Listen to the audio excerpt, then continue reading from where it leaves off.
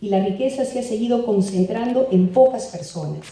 La igualdad y la justicia social, valores que desde la izquierda defendemos, siguen siendo parte de los cambios fundamentales que están pendientes de realizarse en nuestra patria.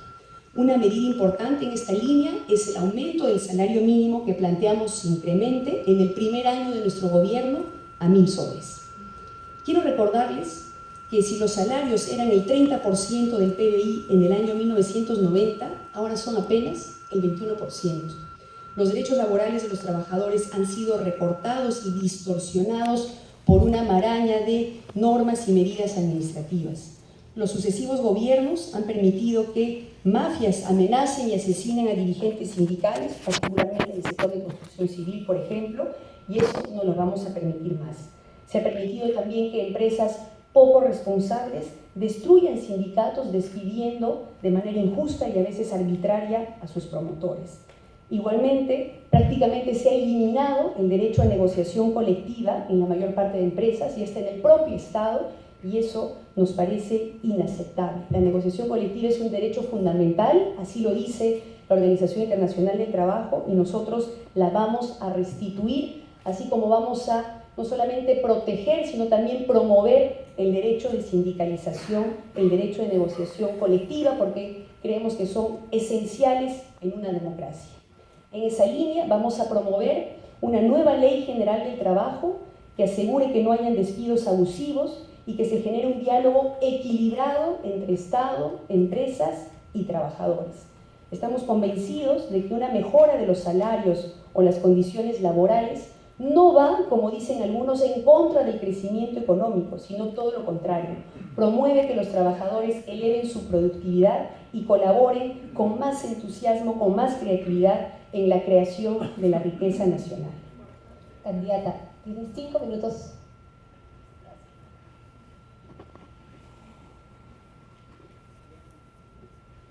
Como ataque directo a la pobreza, planteamos ampliar y mejorar el programa Juntos, aumentando en 50 soles la transferencia para que vaya a una cuenta de ahorro o a inversión productiva de capacitación para que estas familias salgan de manera sostenible de la pobreza. Planteamos también ampliar programas productivos como Jacuiña y Sierra Productiva, Sierra Sur y Norte, orientados a mejorar la productividad con capacitación, con asistencia técnica, acompañamiento para dar valor agregado a esas producciones. También nos comprometemos con una reforma integral del sistema de pensiones.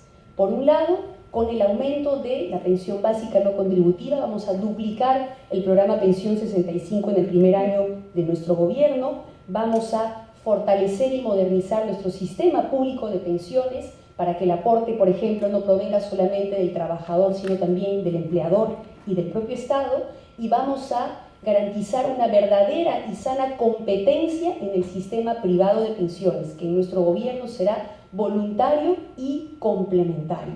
No podemos permitir que un oligopolio hoy día maneje este sistema privado, que tiene que ser mucho más transparente, democrático, con otros mecanismos de ahorro bancarizados, en cajas, en bancos, ahí donde los ciudadanos quieran libremente poner sus ahorros.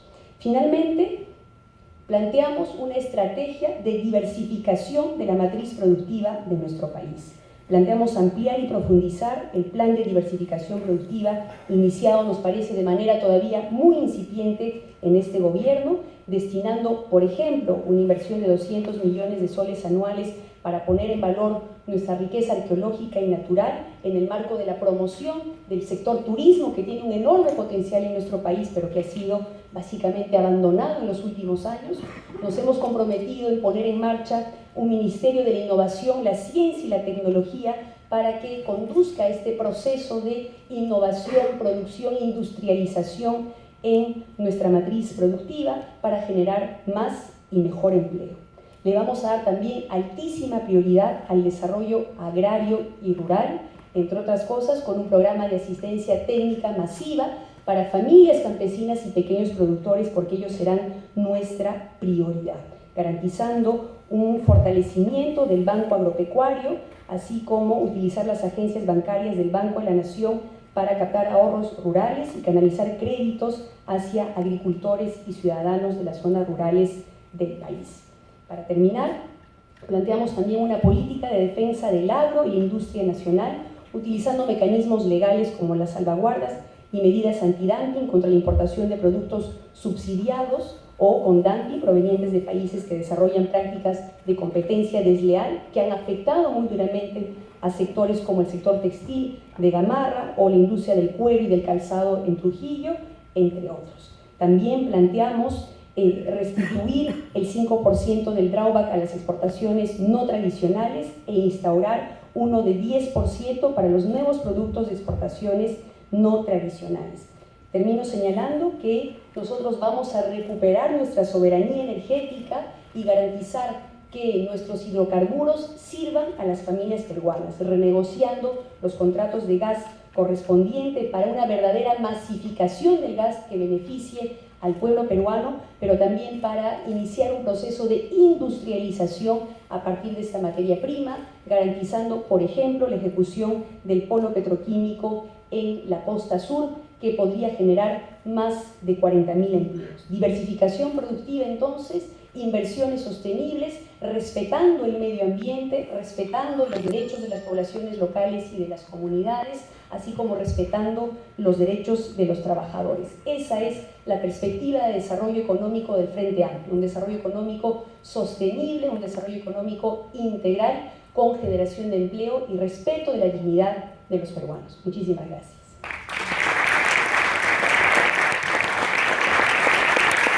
Invitamos a la candidata Verónica Mendoza de Frente Amplio a tomar asiento.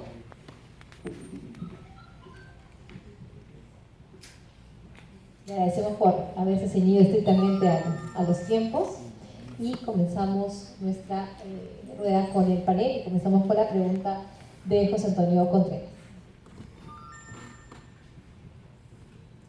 Señora Mendoza, represento al sector de centros comerciales del país, una industria joven, una industria que tiene no más de 15 años. Generamos empleo, generamos economía formal, generamos plusvalía para las propiedades inmobiliarias en el país, pero nos encontramos con un problema. Barreras burocráticas para la obtención de permisos municipales. ¿Qué hará su gobierno para eliminar este tipo de barreras llamadas tramitología por el gran empresariado? Para nosotros ha sido un caso muy cerca que hemos vivido en una ciudad del interior del país, cerca de 300 días para obtener una licencia de construcción. Usted habla de diversificar la economía, de hacer crecer el sector de pequeña empresa. Los centros comerciales son una plataforma de comercio para el pequeño emprendedor, para la industria de zapatos, para la industria de calzado, para la industria de moda. ¿Cómo alentaría usted ese tipo de medidas para alentar la inversión tanto de la gran empresa y la pequeña empresa?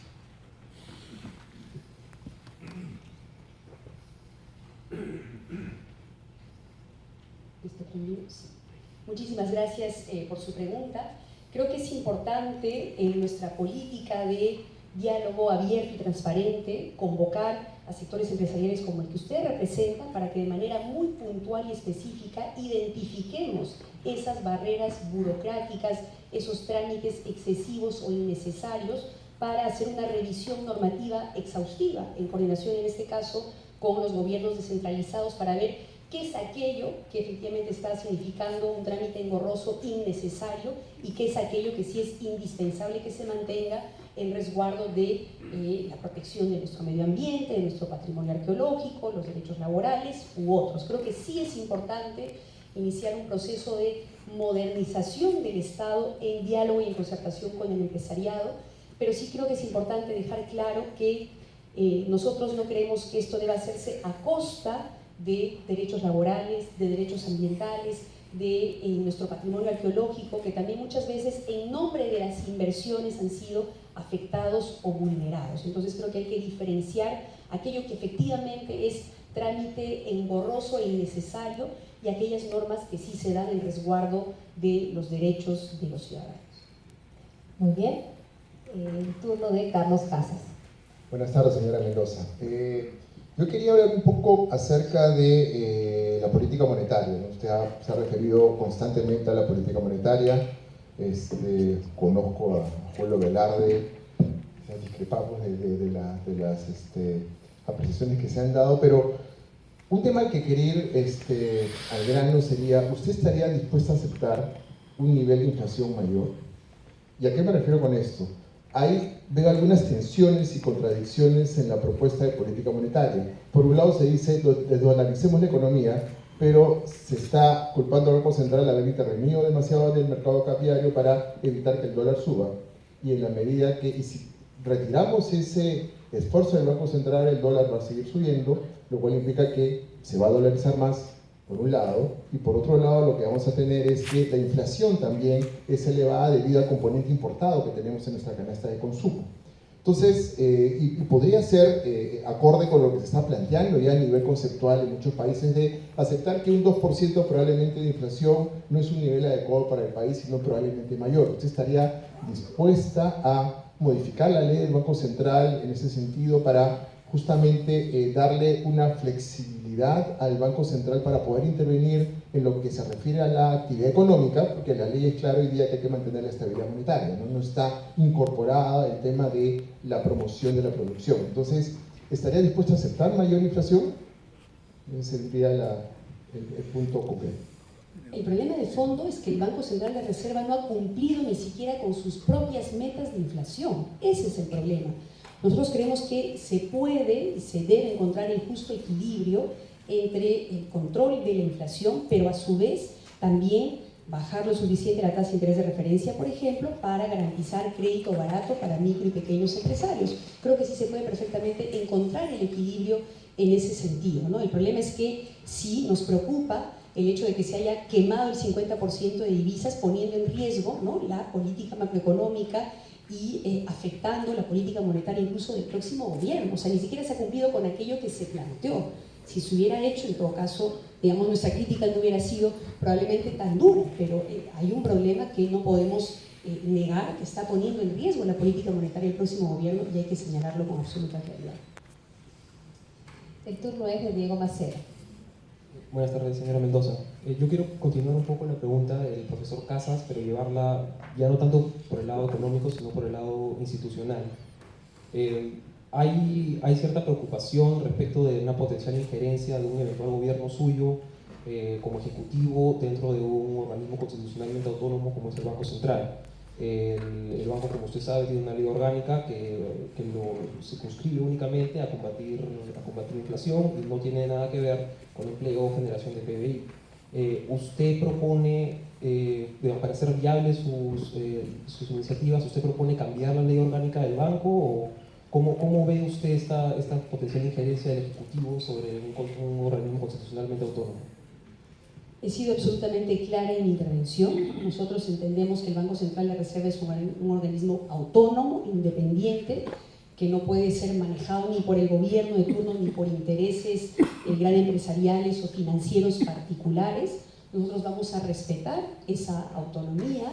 Nosotros hemos dicho también, y lo acabo de decir en mi presentación de manera absolutamente clara, el precio del dólar lo regula el mercado. El Banco Central de Reserva interviene solamente para modular las eventuales fluctuaciones excesivas, pero en el marco de la estabilidad macroeconómica. Eso lo vamos a respetar. Sin embargo, también es cierto que nuestro gobierno nombraría, de merecer la confianza del pueblo, 4 de los directores del Banco Central de Reserva y su presidente. Por lo tanto, es importante que el país conozca nuestra perspectiva en materia de política monetaria para que digamos, las cosas se den con absoluta claridad, transparencia y predictibilidad. Pero que quede absolutamente claro que nosotros sí vamos a respetar la autonomía del Banco Central de Reserva. Perdón, solo es una pregunta. Una precisión. Sí, una precisión. O sea, usted dice que el Banco Central continuaría siendo autónomo, pero a la vez nombraría directores afines al gobierno. Por supuesto que sí. Por supuesto que sí. Es en la misma línea, mire, para hacer un paralelo, el Poder Judicial y el Ministerio Público son poderes autónomos. Sin embargo, desde el gobierno uno tiene que tener liderazgo suficiente, la visión necesaria como para poder impulsar, por ejemplo, una reforma del sistema de administración de justicia, convocando a las distintas fuerzas políticas, a los distintos sectores del Estado para un debate plural, para un consenso que permita las reformas necesarias. Entonces, no todo pasa por una intervención directa, también hay liderazgo, conducción y visión que tiene que tener un gobierno para promover los distintos sectores de nuestro país. Esa es nuestra perspectiva. El turno es de Gonzalo Segarra. Muchas gracias, señora Mendoza, por su exposición tan prolija. Yo quería preguntarle sobre su visión de largo plazo del sistema de pensiones. Usted ha hablado de un sistema, de ampliar, digamos, los sistemas no contributivos y de un sistema privado de FPs que sea voluntario y complementario. Sin embargo, digamos, parte del problema del desplome de los estados de bienestar europeos que usted debe conocer tiene que ver justamente con la insostenibilidad demográfica de los sistemas no contributivos, que en su génesis bismarckiana, digamos, parte de la premisa de que hay más jóvenes que viejos. Y eso ya no es cierto, y en Perú va a dejar de ser cierto en el año 2047 aproximadamente. Entonces, ¿cómo se va a financiar ese tan generoso sistema de pensiones que usted vislumbra? Sí, en primer lugar, como bien usted lo ha señalado, nuestra composición demográfica no es la misma que la de los países europeos. Tenemos todavía un buen margen de tiempo para poder impulsar una reforma de esta naturaleza que nos parece imprescindible, pero por supuesto, como todas las medidas que hemos planteado, no se puede entender de manera aislada, ¿no? Para eso, por ejemplo, tiene que haber un combate de la informalidad, tiene que haber generación de empleo digno y productivo formal, para que sean más los trabajadores que puedan contribuir, ¿no?, a este sistema de pensiones con un enfoque solidario y de solidaridad también intergeneracional. Y finalmente estamos planteando, por ejemplo, que en el caso del sistema público no toda la carga caiga sobre las espaldas del trabajador, porque eso es lo que ocurre actualmente, se le descuenta 13% de su remuneración, cosa que no ocurre en otros países de la región, donde el aporte cada vez más viene siendo tripartito, como nosotros lo proponemos, con aporte del trabajador, del empleador y del propio Estado. Muy bien, comenzamos una segunda ronda de preguntas. José Antonio Contreras, es su turno. Señora Mendoza, si nos puede decir, por favor, 3 medidas que usted en su plan de gobierno para reactivar la economía, ¿qué es lo que usted plantea? Dado que ha mencionado en su posición que la economía está parada actualmente. Dígame 3 medidas, por favor, si pudiera ser más preciso en el tema. Sí, dentro de las medidas reactivadoras de la economía, ¿verdad?, que están dentro de un paquete más integral que incluye redistribución y diversificación, están el aumento del sueldo mínimo a 1.000 soles en el primer año de nuestro gobierno, el aumento de la inversión pública en 2 puntos del PBI anual, para inyectar 4.000 millones de dólares por consiguiente en nuestra economía nacional, particularmente en infraestructura, ¿no?, y cerrar las brechas, dicho sea de paso, de infraestructura que hay a nivel nacional, así como también garantizar crédito barato para micro y pequeñas empresas, para que pequeños productores, para que puedan ampliar y mejorar su producción, sus negocios y generar más empleo. Eso como medidas reactivadoras en una primera etapa. Muy bien, el turno de Carlos Casas. Señora Mendoza, revisando su plan de trabajo, creo que es uno de los que enfoca más ampliamente todo el tema de equidad de género, ¿no? Y hay un punto donde se menciona de hacer corresponsable hombres y mujeres de las tareas domésticas no remuneradas, ¿no? Pero, digamos, y se pone como objetivo tratar de que esto sea equitativo. Pero me gustaría conocer un poco más qué medidas concretas se plantearían justamente para lograr ese objetivo. A ver, el punto de partida es que reconozcamos, ¿no?, el aporte al PBI, al crecimiento del trabajo no remunerado, ¿no?, y que reconozcamos que la mayor parte de ese trabajo no remunerado lo realizan las mujeres. Entonces, lo primero que hay que hacer es reconocerlo, valorarlo y valorizarlo también en las cuentas nacionales, que se tome en cuenta, que se recoja, como se ha empezado a hacer en las encuestas nacionales de hogares, ¿no es cierto?, donde se ha recogido, por ejemplo, que las mujeres en promedio trabajamos 25 horas semanales más que los hombres, ¿no es cierto?, incluyendo las tareas del hogar. Hay que reconocerlo, hay que valorizarlo. Nosotros estamos planteando, por ejemplo, de manera muy concreta, establecer un programa de aseguramiento social específico para mujeres amas de casa, que incluya el reconocimiento de ese trabajo en el hogar hoy no reconocido, hoy no remunerado, para el cálculo de la pensión o del aseguramiento social. Eso también tiene que ver, por ejemplo, con medidas en el ámbito laboral. Hoy las mujeres en promedio, a igual capacitación, igual desempeño, igual responsabilidad, ganamos en promedio 30% menos que los hombres en el sector privado, 15% menos que los hombres en el sector público. Eso en pleno siglo XXI es inadmisible.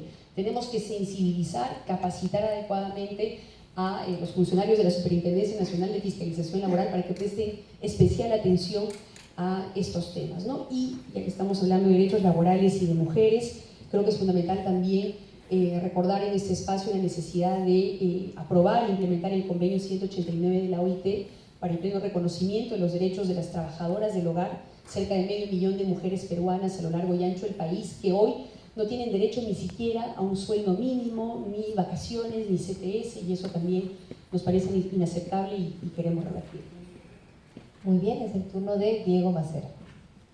Señora Mendoza, usted empezó su exposición comentando que no pondría ningún tipo de privilegios en ningún sector económico. Sin embargo, yendo a su plan de gobierno, una de las medidas que usted propone es restablecer la franja de precios agrícolas.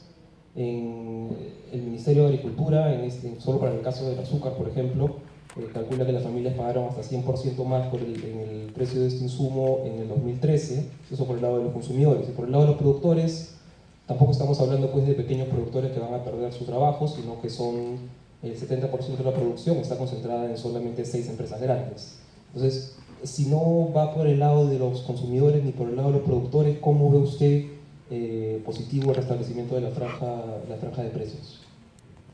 Nosotros vamos a restituir la franja de precios para aquellos productos, para aquellos sectores que estén significando generación de empleo, que estén significando aumento de la productividad y reactivación de la economía. En esa perspectiva, el problema es que la anulación de la franja de precios, además operada por este gobierno en el mes, no sé si de noviembre o de diciembre, se ha hecho de manera absolutamente arbitraria, sin diálogo, sin concertación, de la noche a la mañana, sin una evaluación seria de las implicancias de esta decisión, y eso nos parece inadmisible. En todo caso, cualquier medida de esta naturaleza tiene que ser dada con, evaluando las implicancias de uno y otro lado y de una manera absolutamente transparente. Sí nos parece legítimo, repito, implementar ese tipo de mecanismos de manera temporal, lo que sea necesario, en la perspectiva de reactivar la economía, de promover la diversificación para un desarrollo económico más sostenible. Muy bien, el turno de Gonzalo Segarra. Gracias. Continúo yo con las preguntas más de largo plazo. ¿Qué haría su gobierno para fomentar o aumentar la productividad de los trabajadores peruanos en vista de que, digamos, la productividad y la informalidad, que usted la mencionaba como una de las cosas que hay que mejorar, son una especie de círculo vicioso que nos condena a no crecer más y a no, digamos, enriquecernos más? Y en realidad es muy difícil de atacar con rigidez laboral, por ejemplo, que usted reivindica de alguna manera, y hay un grado de productividad que ni siquiera es tan fácil de atacar con políticas educativas, ni siquiera con inversión, porque tiene que ver en realidad con la eficiencia de toda la economía, y ahí tiene que ver con trámites, con círculos virtuosos, digamos, de producción, con clústeres, etc. Entonces, ¿qué visión de largo plazo tiene usted sobre la productividad y sobre el combate a la informalidad? Sí, claro, solamente previamente, si me permite, quisiera discrepar con lo que usted señala. Yo no creo que en nuestro país haya rigidez laboral. Acabo de estar en este evento con los trabajadores y trabajadoras del Perú y recordábamos que en nuestro país 2 de cada 3 trabajadores tienen contratos temporales. Es decir, que en cualquier momento pueden quedarse sin trabajo, no tienen ningún tipo de estabilidad laboral y eso atenta además contra sus derechos colectivos. No pueden sindicalizarse y además ocurre con bastante frecuencia, lamentablemente, que cuando esto se da, es decir, los trabajadores empiezan a ejercer su derecho a organizarse y sindicalizarse, son despedidos, ¿no? Porque no se ve con buenos ojos este tipo de prácticas que a nuestro juicio más bien sí contribuyen a una mejor relación, a una una mejor justicia en términos laborales y económicos en nuestro país. Eso por un lado. Por supuesto, revertir el grave problema de informalidad que nos aqueja no va a ocurrir de la noche a la mañana. Tiene que atacarse el problema por varios lados. Por un lado, nosotros estamos planteando esta política de diversificación de la economía, haciendo énfasis en apoyar, impulsar desde el Estado aquellos sectores que sabemos generan más empleo. Por ejemplo, el agro, que actualmente ocupa cerca del 30% de la población económicamente activa, pero que en los últimos años ha sido básicamente abandonado por el Estado. Las familias campesinas, los pequeños productores no han recibido prácticamente ningún tipo de apoyo. El programa Jacuwiñay, que nos parece importante, interesante, apenas alcanza en el momento actual, si no me equivoco, a 60.000 familias, es decir, prácticamente